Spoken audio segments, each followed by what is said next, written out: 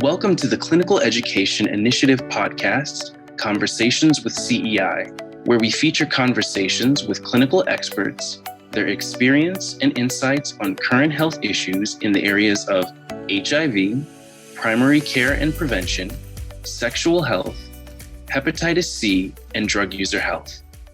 Hi, everyone. Welcome to Conversations with CEI. I'm Daniela DiMarco. I'm one of the infectious diseases physicians here at the University of Rochester, working on the Sexual Health Center of Excellence program. I'm joined today by Dr. Valeria Cantos. Dr. Cantos is an associate professor in the Division of Infectious Diseases at Emory. She's an investigator at the Emory Ponce Clinical Research Site, where she leads HIV prevention and HIV vaccine clinical trials from the HPTN and HVTN networks. Dr. Cantos also focuses on implementation science projects to increase PrEP uptake among Latino, gay, and bisexual men. Clinically, she cares for people living with HIV at the Ponce Clinic at Grady. And today we're going to be talking about herpes. For more on this session, please join us for our September Lunch and Learn, where Dr. Cantos will be giving a presentation on herpes and some notable updates. So today, again, talking about herpes simplex virus, which is one of the most common sexually transmitted infections out there, but not reportable. We don't always have the best data on the true prevalence and who's impacted from the population side of things. But there's a lot of clinical questions about herpes that people struggle with, from testing to diagnosis to treatment. And we'd like to cover some of that today in an abbreviated fashion ahead of the September Lunch and Learn. So Dr. Cantos, welcome. Thank you so much for joining us. From your perspective, what do you see as one of the most common clinical questions that you get in your practice with respect to herpes? Thank you, Dr. DiMarco, so much for inviting me, and I'm looking forward to the fall presentation. There are several questions, like you said, related to herpes virus or HSV, particularly among the reproductive age women and people who are pregnant. So one of the first questions that I commonly get is, how does this present in the pregnant person, and why is it important that we identify it and diagnose it? So like you said, it's a very common infection, and it's usually the baby acquires it during the intrapartum period. So when women are given birth, it can present either as a disseminated disease in about 25% of the cases. It can affect the central nervous system with 30%, and then more of mucocutaneous presentation affecting the skin, the eyes, and the mouth in about 45%. It's important that we identify, prevent, and treat maternal HSV infection because it carries a high mortality of about 30% for disseminated disease, even with prompt antiviral initiation. And even in those who survive this infection, 20% of them may have long-term sequelae neurologically. There's also a lot of questions about how do we diagnose it and prevent it, and we'll go over them with you in this talk. That's a great point. We hear a lot about congenital syphilis right now, the congenital syphilis epidemic associated with the syphilis epidemic in the United States, but you don't always hear a lot about herpes when it comes to how it affects neonates until after the fact, case-specific discussions. But I think it's a really good point that it can be a really serious and severe disease with potentially irreversible sequelae and consequences when maternal infection is present. What's the best way right now, and what are the current recommendations in terms of diagnosing herpes infection in pregnancy, and how do you prevent the infection from affecting the neonate? There are several things that we need to distinguish. So when pregnant women have a history of herpes infection, or they have evidence that they've had lesions consistent with herpes, either proven by culture or by PCR testing, we can say that the person has HSV, and then we can move to ways to prevent neonatal infection during the pregnancy and postpartum phases. That's one part.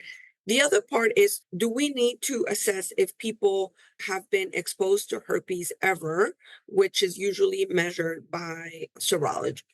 So let's just go a little bit deeper into that. Currently, the American College of Obstetricians and Gynecologists, also known as ACOG, and the CDC and the AAFP recommend against routine HSV screening for pregnant persons through serology.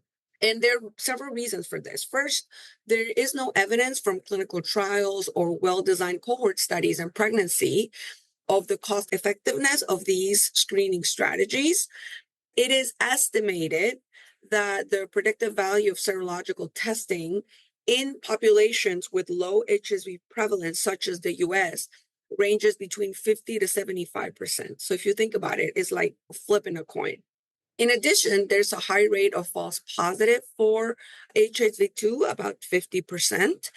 And lastly, the presence of HSV1 can indicate either oral infection or genital infection. So those are the three main reasons why universal screening with serology among pregnant women is discouraged by these organizations. Is this also something that agrees with your practice? Yeah, I definitely see that. A lot of folks thinking about STI testing, pregnant or not, might be thinking about how do I get screened for herpes? I know it's common and it's something I want to make sure if I have that I don't pass to my partner or my partner's aware so we can take the precautions necessary.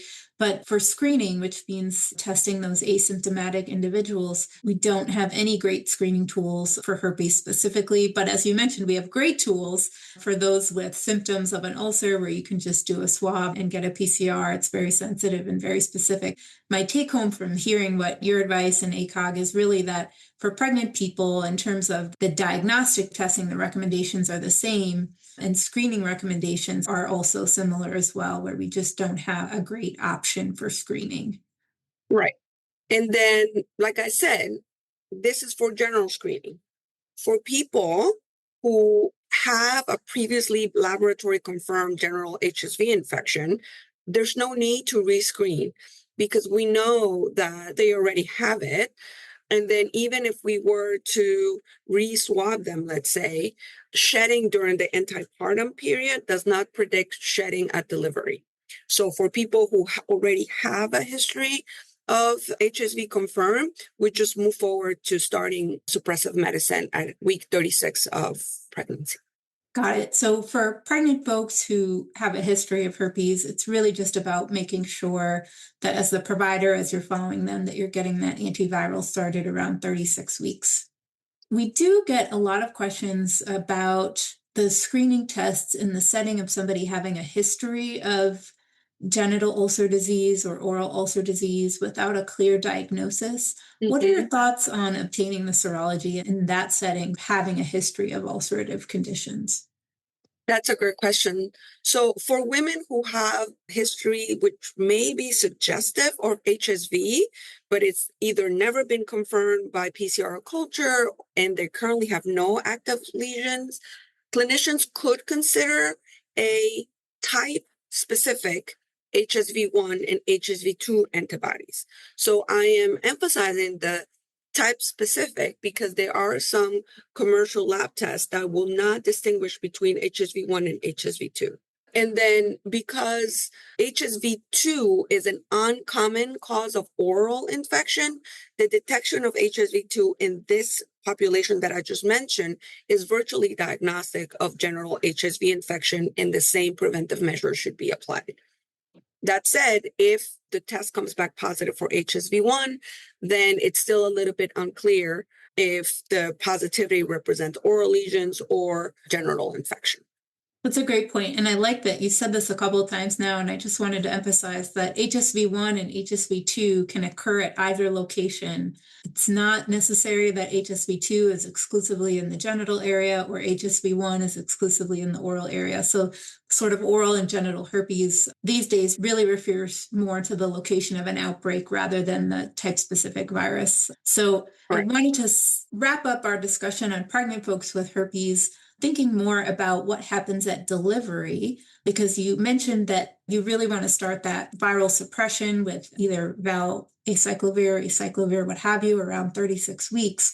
What would be the indications for C-section in terms of avoiding the vaginal canal exposure to the neonate? Yes, that's another great question. So the fact that we're starting preventive antiviral at week 36, it actually reduces clinical flares as well as asymptomatic shedding and the need of C-section. So when is a C-section indicated? When despite preventive antiviral therapy, people have active lesions or during delivery or labor, or even when they start having the prodrome symptoms, which is they may feel a tingle, a burn, a pain, that they know a flare is coming. This may indicate the beginning of viral shedding, and this is when a C-section would be indicated. One of the things I think that the general practitioner struggles with sometimes is how to deal with test results for patients who obtained STI screening, like we talked about earlier, but also from a provider might have gotten some herpes serologic testing, and they're coming in with these results. As you mentioned, the test performance isn't the greatest. How do you usually approach those? Do you see that in your practice with some frequency? It's been less often that I've encountered those. They went to a clinic somewhere and they got serologies and now they come with results. So the first thing that I would do is check which test was used. Was this a type specific or a non-type specific study? And then I would also look clinically for the picture that I showed you before. Is this someone who's never had genital lesions and now just has this general oral lesions and they're just coming with this serology? Or is this someone who has either lesions in the past that were suggestive of HSV or confirmed with diagnostic tests such as PCR and culture? If it's already confirmed with PCR and culture, I really don't think that the serologies add much. And then if someone has never had any lesions, or if someone has suggestive lesions in the past suggestive of HSV, I would move to confirming these positive serologies, especially if they have low positive results, that they're borderline barely there positive, with a different method of serology. The gold standard right now is the BioKit HSV2 rapid test or the University of Washington Western blot. Unfortunately, these tests are not available everywhere. But if a clinician is really concerned, it would like to make sure that the woman that they're seeing who may be pregnant, who's had genital lesions but not proven, then that will be the route to follow. That's a good point. I think the most common time I end up seeing this as an ID consultant is sort of like you said, somebody went to a clinic somewhere and ended up getting screened for HSV by serology in the absence of a history of any symptoms, which is not the recommendation, but it sometimes gets done. And the person is sort of wondering what to do for themselves and their partners. And often the first question is, should I take prophylaxis?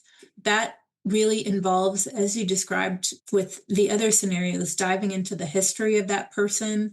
And sometimes it's the history of their partners too, trying to determine their exposure potential leading up to that time that you're seeing them. But we generally try not to start somebody on lifelong prophylaxis for something that they've not had signs or symptoms of in the past, as long as they're an immunocompetent host.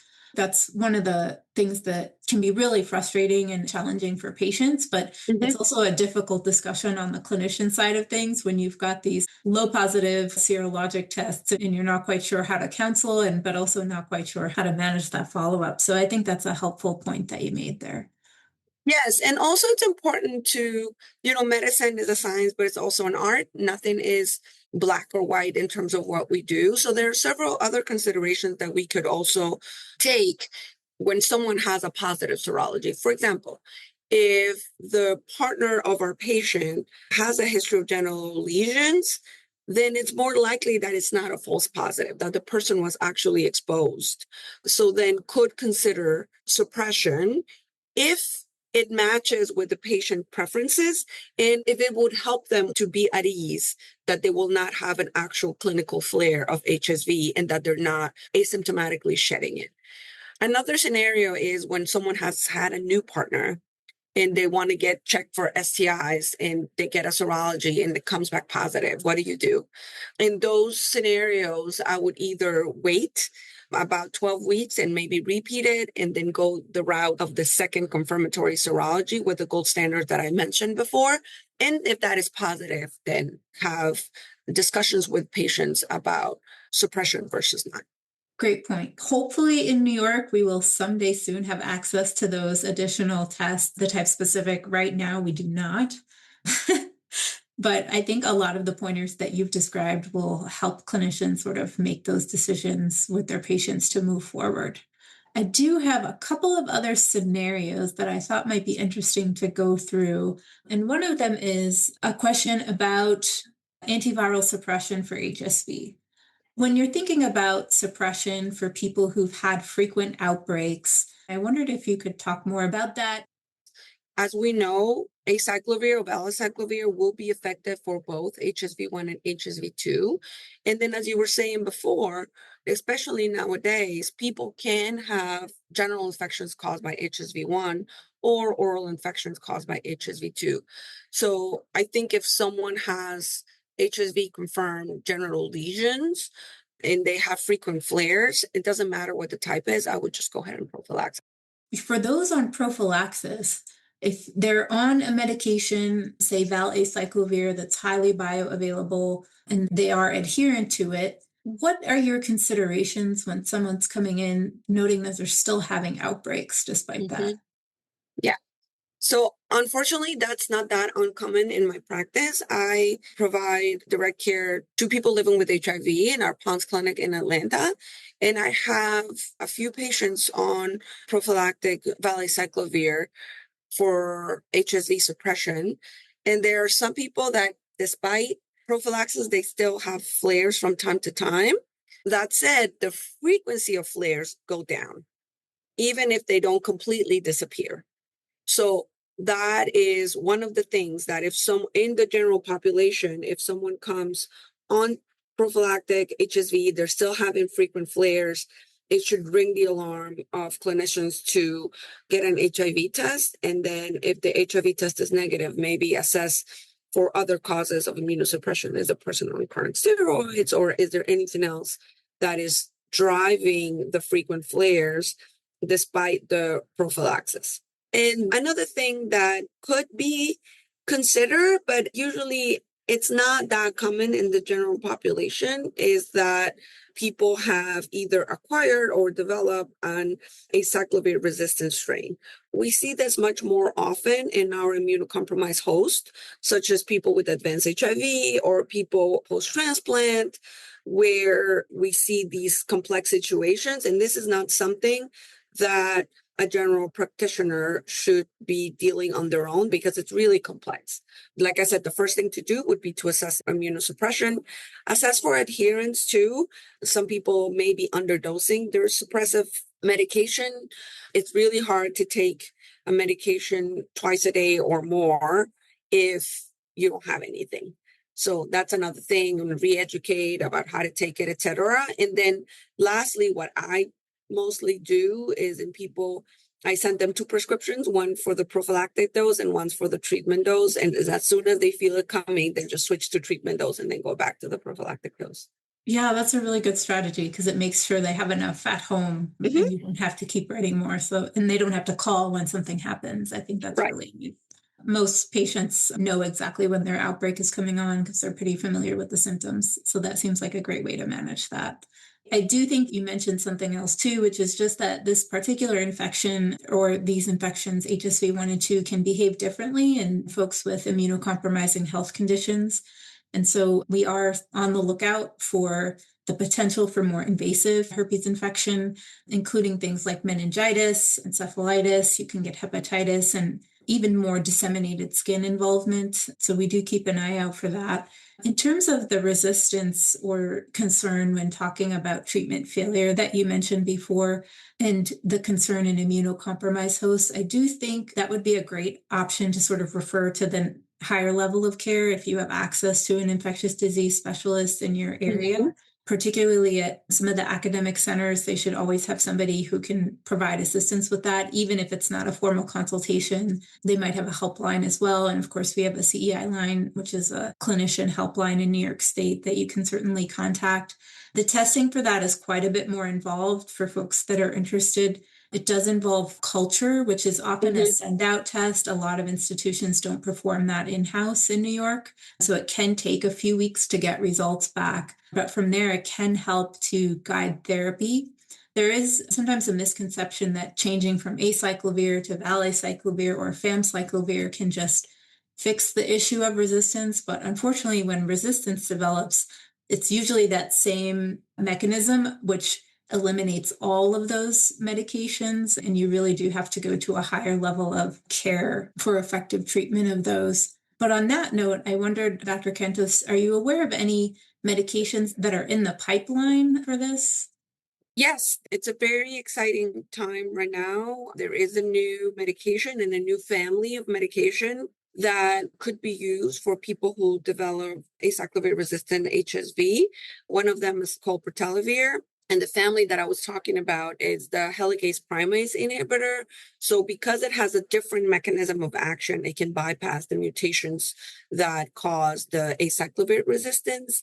And then I'll be talking in more depth about that medication when we meet again in September. Great. I should also mention, along the lines of new therapies or options in the pipeline, that there are a couple of vaccine candidates in early phase clinical trials as well. So we have a couple of mRNA vaccines that are being investigated for HSV, which I think is really promising because of the success we've seen with mRNA vaccines with COVID. And hopefully we can see some advancement in those depending on the early phase data. I agree. Very exciting. All right. Well, Dr. Cantos, thank you so much for joining us today and just giving us a quick overview of herpes, particularly thinking about pregnant people as a lead up to your session this fall. Are there any last thoughts or anything you think clinicians really need to know as sort of a one-liner to take away from today? The only one-liner that I use a lot is that if there is a lesion, you test the lesion. If there is no lesion, then you could think about serology with all the caveats that we've talked about today. Avoid the pitfalls. Got it. Okay. Well, that's really helpful. And I think you've given us a great overview. I really appreciate you taking the time to chat with us today. And again, folks, to hear more about HSV and what's coming, please join us for our September Lunch and Learn. Thanks, everybody. Thank you so much for having me. Thank you for tuning in. Join us next time for a new episode of Conversations with CEI. Visit us at ceitraining.org and follow us on CEI social media platforms.